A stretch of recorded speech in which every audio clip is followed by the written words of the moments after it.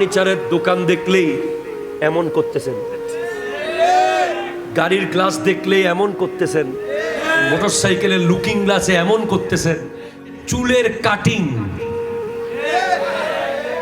এদিকে সাতকানিয়া কাটিং, এদিকে রাঙ্গামাটি কাটিং, এদিকে আবার আনারস কাটিং যে চুল আছে। আপনার এলাকার সেলুন পর্যন্ত এই চুলের ছবি আনতে বহু মিলিয়ন মিলিয়ন ডলার খরচ হয়েছে। আপনি বলেন আপনার এলাকার সেলুনে যে চুলের ছবি আছে ওখানে কোনো নবীর চুলের ছবি আছে কিনা, ওখানে কোনো সাহাবীর চুলের ডিজাইন আছে কিনা, কোনো অলির চুলের ডিজাইন আছে কিনা, কার চুলের ডিজাইন আছে?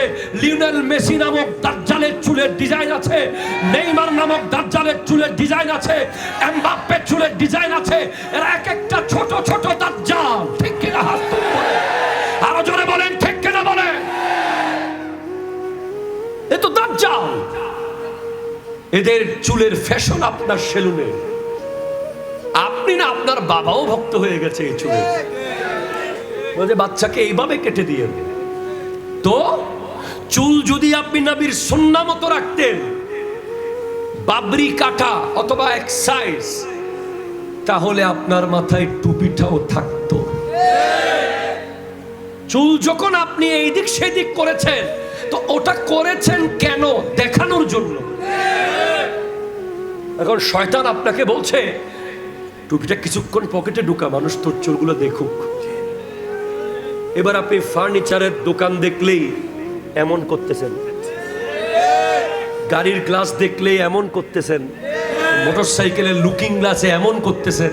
এই এমন করতে আর কয়বার টুপি খুলবেন? লাস্টে টুপি শক্তটা চেঞ্জ করে নরমটা নিছেন যাতে আরামে ঢুকানো যায়। কেন ইহুদিদের মতো করে তোর চলা ফেরা উঠা বসা আপনি দেখেন। এখন আমি কিভাবে বোঝাবো? তো আপনি বলেন, আপনি কবরে গিয়ে নবীজির সামনে দাঁড়াতে পারবেন কিনা? আপনার আমার আজকের যে জেনারেশন, যেই ইয়াং জেনারেশন, প্লিজ হাসিয়েন না, হাসবেন না। আমার নবী বলেছেন, আমি যা জানি তোমরা যদি তা জানতে তোমরা কোনোদিন হাসতে না, তোমাদের হাসি চিরতরে বন্ধ হয়ে যেত।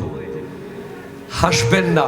শুনুন, আপনি দেখেন ওই যে 10,000 বিলিয়ন মার্কিন ডলারের যে প্রজেক্টের কথা আমি আপনাদেরকে বললাম, যেই প্রজেক্ট প্রতিদিন পৃথিবীতে আসতেছে, ইহুদি নাসারারা যেই প্রজেক্ট পৃথিবীতে আনতেছে, যার মাধ্যমে যুবকরা সুন্নাহ থেকে দূরে চলে যাচ্ছে, যুবকরা বাবা মার কদম থেকে দূরে চলে যাচ্ছে, যুবকরা কোরআন থেকে দূরে চলে যাচ্ছে, যুবকরা আদব থেকে দূরে চলে যাচ্ছে, যুবকরা বেহায়া হয়ে যাচ্ছে।